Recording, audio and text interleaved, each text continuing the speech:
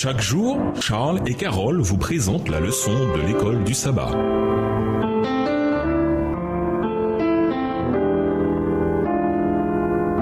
Bienvenue à notre émission. Dieu parle. Nous voilà à la leçon de mardi, le sceau de Dieu. Un sceau, comme une signature, sert à valider un document. Dans les temps anciens, il s'agissait d'un cachet que l'on pressait sur de la cire ou de l'argile pour attester de l'authenticité ou de la propriété avec l'autorité de son propriétaire. Quel est le sceau de Dieu? Comment et quand le reçoit-on?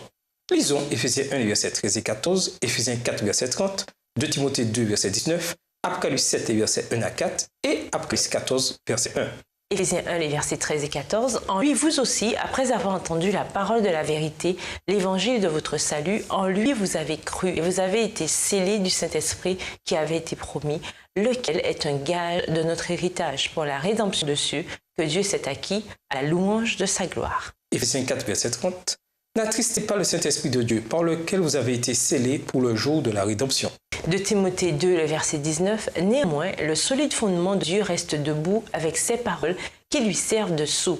Le Seigneur connaît ceux qui lui appartiennent et quiconque prononce le nom du Seigneur, qu'il s'éloigne de l'iniquité. Apocalypse 7, versets 1 à 4. Après cela, je vis 4 anges debout aux 4 coins de la terre. Ils retenaient les 4 vents de la terre, afin qu'il ne soufflât point de vent sur la terre, ni sur la mer, ni sur aucun arbre. Et je vis un autre ange qui montait du côté du soleil levant et qui tenait le sceau du Dieu vivant. Il cria d'une voix forte aux 4 anges, à qui il avait été donné de faire du mal à la terre et à la mer. Et il dit, ne faites point de mal à la terre, ni à la mer, ni aux arbres, jusqu'à ce que nous ayons marqué du sceau le front des serviteurs de notre Dieu. Et j'entendis le nombre de ceux qui avaient été marqués du sceau, 144 000 de toutes les tribus des fils d'Israël. Apocalypse 14, verset 1.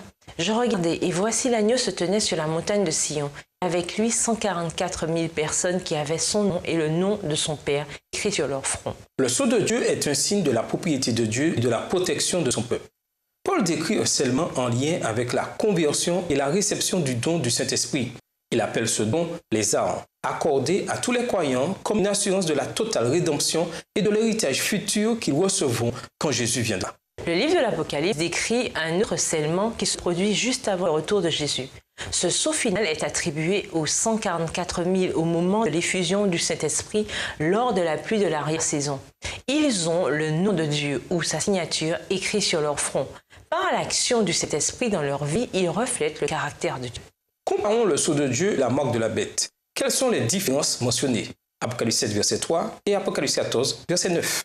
Apocalypse 7, le verset 3. Ne faites point de mal à la terre, ni à la mer, ni aux arbres, jusqu'à ce que nous ayons marqué du sceau le front des serviteurs de notre Dieu. Apocalypse 14, verset 9.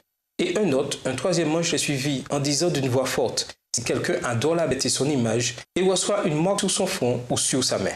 Le sceau est attribué aux véritables adorateurs de Dieu, tandis que la marque est mise sur les adorateurs de la bête.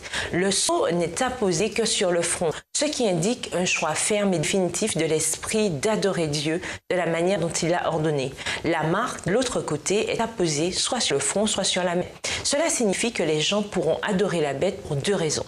Soit ils donneront leur consentement en pensant qu'ils adorent véritablement Dieu, soit ils ne seront pas d'accord, mais ils suivront le mouvement par crainte de graves conséquences en cas de non-conformité, l'impossibilité d'acheter et de vendre et finalement la mort. Apocalypse 13, versets 17 et 15. Ceux qui s'unissent au monde se transforment à son image, se préparent ainsi à recevoir la marque de la bête.